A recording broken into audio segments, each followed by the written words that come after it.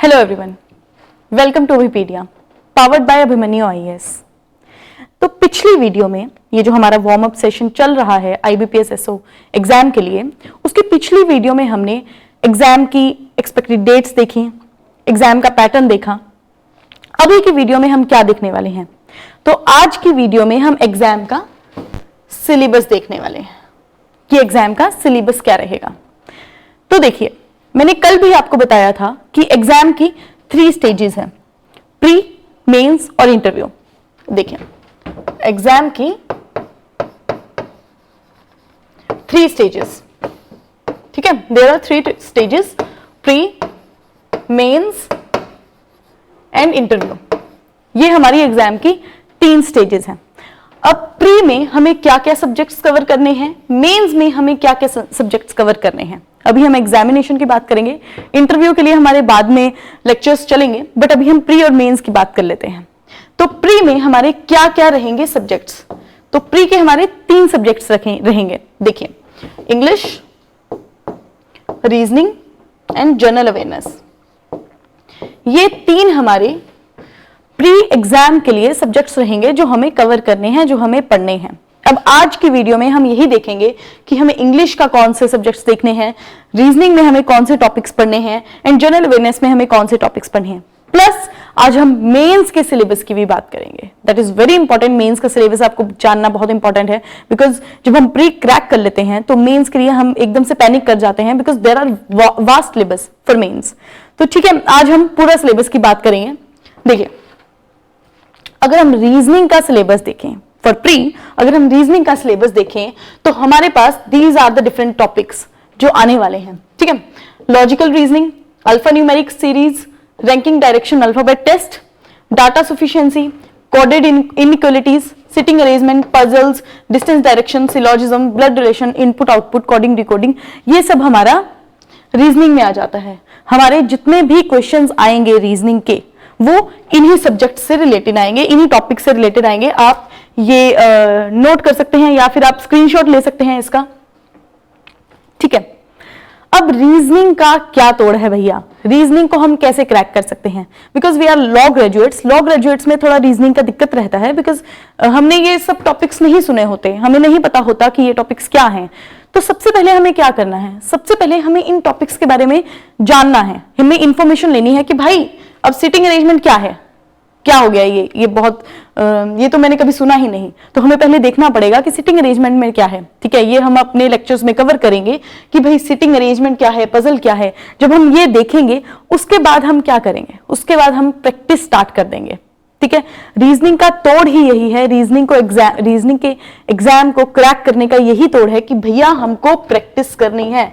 Practice makes the man perfect भाई, ठीक है। हमें क्या करनी है, हमें प्रैक्टिस करनी है।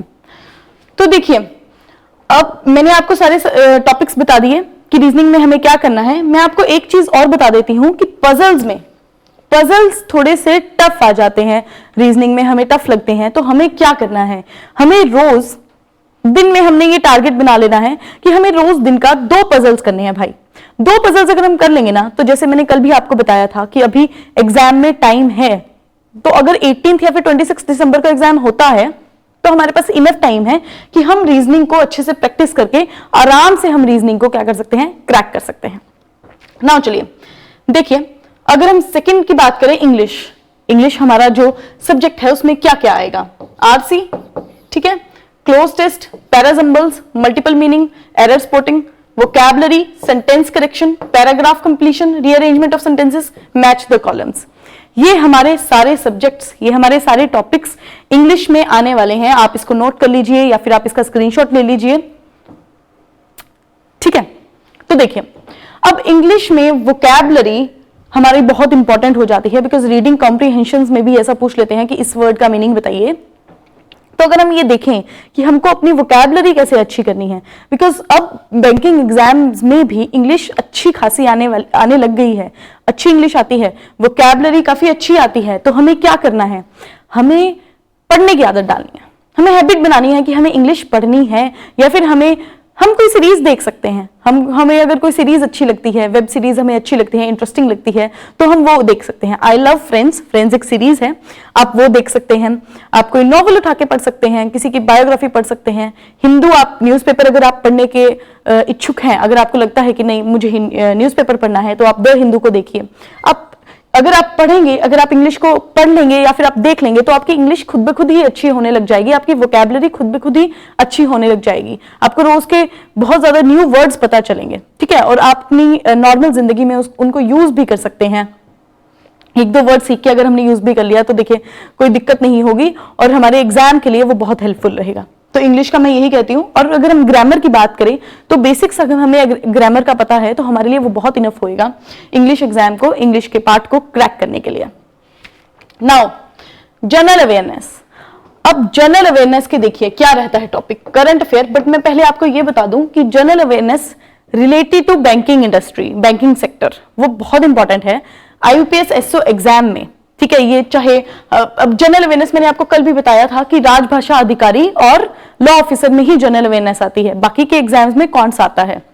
तो हमारे लिए करंट अफेयर्स इंपॉर्टेंट बहुत हो जाता है, और उसमें हमें क्या ज्यादा देखना है, उसमें हमें ज्यादा बैंकिंग इंडस्ट्री से वाले क्वेश्चंस, बैंकिंग इंडस्ट्री से इंफॉर्मेशन जो भी आती है करंट अफेयर्स में, वो हमें देखनी है। तो देखिए banking reforms, banking awareness, regulatory bodies like NABARD, SEBI, RBI, हमें इनके बारे में भी पता होना चाहिए कि नबार्ड ने क्या स्कीम निकाली है, RBI में क्या हो रहा है, क्या न्यू कोई भी करंट अफेयर अगर इन रेगुलेटरी बॉडीज से रिलेटेड आपको दिखते हैं तो आप प्लीज उनको नोट करिए और आप उनको पढ़िए, ठीक है। अब देखिए, और हमारे लेक्चर्स तो हम आपको प्रोवाइड करवाएंगे ही करवाएंगे, प्री के लिए आपको लेक्चर्स बिल्कुल मिलेंगे। और देखिए इंटरनेशनल बैंकिंग भी हमें पता होनी चाहिए, बैंकिंग एंड फाइनेंशियल टर्म्स हमें पता होनी चाहिए, अलग अलग टर्म्स होती हैं, इकोनॉमी की बहुत अलग अलग टर्म्स होती हैं, हमें वो भी पता होनी चाहिए, बेसिक्स हमें टर्म्स सारी पता होनी चाहिए। अब देखिए अगर हम करंट में और हम बात करें तो हमारे अवार्ड्स इंपॉर्टेंट है, हमारी बुक्स एंड ऑथर्स इंपॉर्टेंट है, हेडक्वार्टर्स इंपॉर्टेंट है, इंपॉर्टेंट डेज एंड थीम्स आ जाती है कि ये अगर डे है, अगर डॉक्टर्स डे है तो उसकी थीम्स क्या है, उसकी थीम क्या थी, ये हमारे लिए बहुत इंपॉर्टेंट ये हमारे लिए बहुत इंपॉर्टेंट हो जाता है। देन हम अगर बात करें तो हमारा एक और पार्ट होता है एक्सरसाइजेस, ठीक है। एक्सरसाइजेस, ये वो एक्सरसाइजेस नहीं है जी सुबह गए या फिर शाम को गए और एक्सरसाइज कर ली, ये वो वाली एक्सरसाइज नहीं है, या फिर योगा कर ली, कपाल भाती कर ली, नहीं। ये एक्सरसाइज है हमारी डिफेंस एक्सरसाइजेस, ठीक है। डिफेंस हमारे पार्ट में, जैसे एयरफोर्स में अगर कोई एक्सरसाइज होती है किस कंट्री के साथ होती है, अगर आर्मी में कोई एक्सरसाइज हो रही है किस कंट्री के साथ हो रही है और उस एक्सरसाइज का नाम क्या था, वो बहुत इंपॉर्टेंट हो जाता है। हमारी जनरल अवेयरनेस जो सब्जेक्ट है, जो पार्ट है, उसमें एक्सरसाइजेस भी आती हैं, हमें वो भी पढ़नी है। तो देखिए अब मैंने आपको प्री एग्जाम का रीजनिंग का बता दिया कि रीजनिंग में हमें इन टॉपिक्स से क्वेश्चंस आएंगे, मैंने आपको इंग्लिश का बता दिया कि इंग्लिश में इन टॉपिक्स से क्वेश्चंस आएंगे, और जनरल अवेयरनेस का बता दिया कि भाई जनरल अवेयरनेस में इन टॉपिक्स से क्वेश्चन आएंगे। अब हमें पता लग गया कि भाई प्री तो हमारा क्रैक हम आराम से कर लेंगे, हमको ये टॉपिक्स पढ़ने हैं और ये हमको क्रैक कर लेना है। टाइम लिमिट मैंने आपको बता दी कि अभी टाइम है, हम आराम से क्रैक कर सकते हैं। चलिए अब मेंस हमारी बात आ जाती है, मेंस की ही, ठीक है। मेंस में क्या सिलेबस रहता है, तो मेंस का हमारा सिलेबस रहता है लॉ के सब्जेक्ट्स हमसे पूछे जाएंगे कि बताइए भैया ये मैं आपको क्वेश्चंस दे रहा हूं लॉ के, आप कर सकते हैं लॉ के क्वेश्चंस के आंसर्स के नहीं कर सकते, ठीक है। तो देखिए मेंस का सिलेबस, मेंस में सब्जेक्ट्स बहुत वास्ट हैं, बहुत ज्यादा हैं। अगर कोई स्टूडेंट अगर एकदम से देखे ना, अगर टेंटेटिव सिलेबस भी देखे तो वो एकदम से घबरा जाएगा, पैनिक कर जाएगा कि अरे इतने ज्यादा सब्जेक्ट्स हैं, इतने ज्यादा एक्ट्स हैं, मैं नहीं कर पाऊंगा, मुझसे नहीं होगा, सिलेबस कवर नहीं होगा। इसीलिए हमने क्या किया है, हमने इनको डिफरेंशिएट कर दिया भाई, ठीक है। हमने क्या किया, हमने एक्ट्स को ही डिफरेंशिएट कर दिया कि एक्ट्स जो रिलेटेड टू बैंकिंग है वो कौन से एक्ट्स हैं, मेजर एक्ट्स कौन से हैं, स्मॉल एक्ट्स लेकिन स्कोरिंग कौन से हैं, और new acts introduced every year, ठीक है। अब मैं बताऊं, मैं आपको बता देती हूं कि ये हमने किस अकॉर्डिंग डिफरेंशिएट किया है। देखिए एक्ट्स रिलेटेड टू बैंकिंग, जो भी एक्ट्स बैंकिंग से रिलेटेड हैं, अब हम कहां जा रहे हैं, हम बैंक में ही जा रहे हैं ना, बैंकिंग सेक्टर में ही जा रहे हैं। तो बैंकिंग सेक्टर में जो भी एक्ट्स रिलेटेड हैं, जो हमारे लॉज रिलेटेड हैं, हमें वो पढ़ने हैं। मेजर एक्ट्स हमने अपनी लॉ डिग्री में जो भी मेजर पोर्शन हमने मेजर एक्ट्स किए हैं वो यहां भी आएंगे। या फिर हम लॉ डिग्री को छोड़ के अगर हम माने हम जुडिशरी की प्रिपरेशन कर रहे हैं या फिर हम किसी और भी एग्जाम की प्रिपरेशन कर रहे हैं तो ये एक्ट्स हमारे आते ही आते हैं। दीज आर मेजर एक्ट्स जो इस एग्जाम में भी आएंगे। Then small acts but scoring, ये ऐसे एक्ट्स हैं जो छोटे छोटे एक्ट हैं, जैसे आरटीआई आप कह लीजिए छोटा एक्ट है और वो स्कोरिंग है। अब आरटीआई अगर मैंने पढ़ लिया, 1 या 2 दिन में मैंने कवर कर लिया और उससे 2 क्वेश्चंस आ गए तो वो स्कोरिंग हो गया ना। मुझे तो आते हैं भाई, 2 क्वेश्चन आराम से मेरे ठीक हो गए। अब new acts introduced every year, IBPS SO exam में, लॉ ऑफिसर एग्जाम में क्या रहता है, ये लोग हमेशा हर ईयर न्यू एक्ट्स इंट्रोड्यूस करवाते हैं। जो भी एक्ट करंट में चल रहा होगा ना, जिसकी न्यूज काफी चल रही होगी, वो एक्ट मान लीजिए कि वो एक्ट आएगा ही आएगा, तो ये न्यू एक्ट हमेशा इंट्रोड्यूस करवाते हैं। मैं आपको बताऊंगी कि पिछले ईयर्स में, पास्ट ईयर्स में कौन से ऐसे एक्ट हैं जो इन्होंने न्यू इंट्रोड्यूस करवाए थे। ठीक है, तो हम आगे चलते हैं। देखिए बैंकिंग एक्ट्स, अब कौन से एक्ट्स हैं जो हमारे बैंकिंग से रिलेटेड है। डीआरटी एक्ट, ठीक है, डेट रिकवरी ट्रिब्यूनल।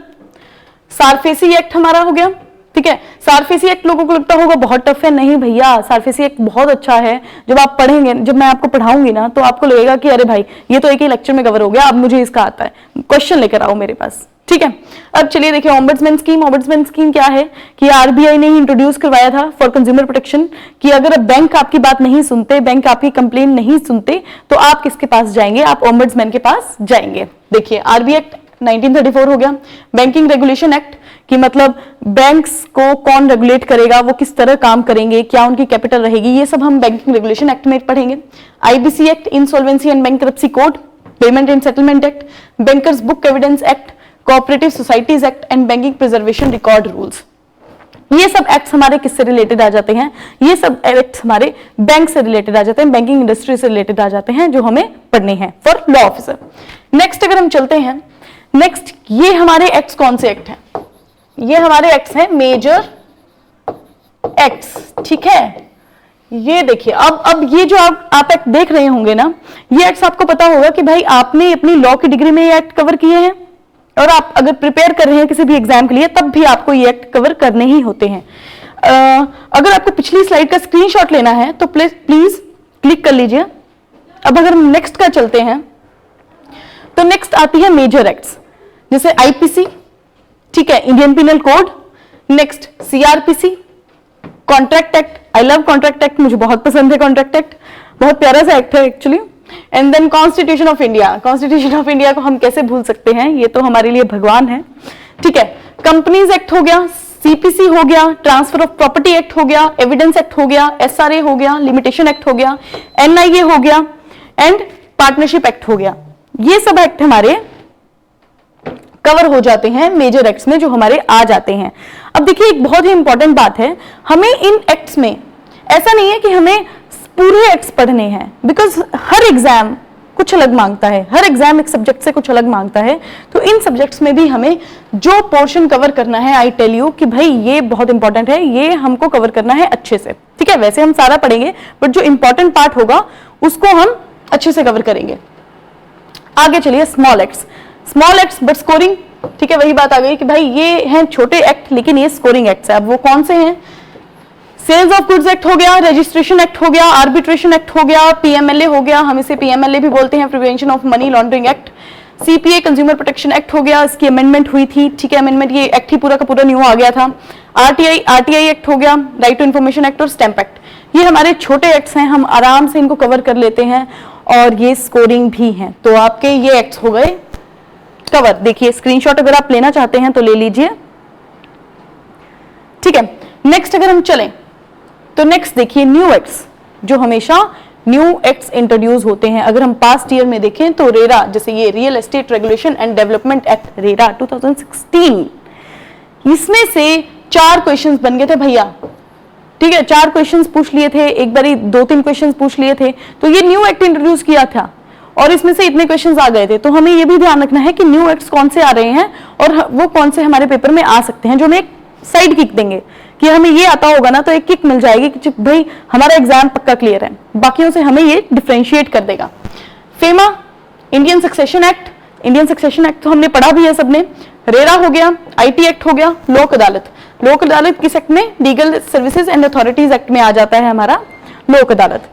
तो ये सब एक्ट्स हमारे, मैंने आपको बता दिया, देखिए जो हमने डिफरेंशिएट किया था कि भाई acts related to banking, major act, small acts but scoring और new acts introduced every year, ये सारे चारों के चारों जो मैंने डिफरेंशिएट किए थे उसमें बता दिया कि भाई ये एक्ट्स इन सब में आएंगे।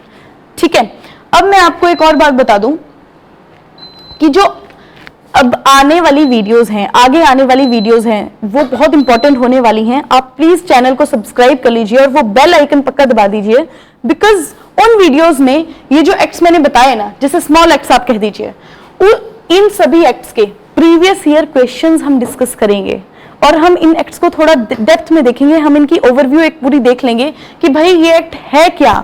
ठीक है, अगर हमें ये पता होगा कि ये एक्ट्स हैं क्या, तो जब हम अगले आने वाले लेक्चर्स करेंगे, जब हम आने वाले लेक्चर्स में इनको पढ़ेंगे, तो हमारे लिए बहुत फेमिलियर हो जाएंगे, हमारे लिए बहुत इजी हो जाएंगे ये एक्ट्स। इसलिए आने वाली videos are very very important. इसीलिए आपको वो बेल आइकन आपको वो दबा देना चाहिए और सब्सक्राइब टू द चैनल। इसी के साथ मैं ये लेक्चर अपना खत्म करती हूँ। Thank you so much guys, और बने रहिएगा और शेयर जरूर करिएगा। ये जो वीडियो थी ये आप शेयर करेंगे, अपने फ्रेंड्स को भी बताइए कि लॉ ऑफिसर का एग्जाम होता है, हमें उसको क्रैक करना है और हमें लॉ ऑफिसर बनना है। Thank you so much guys, चलिए।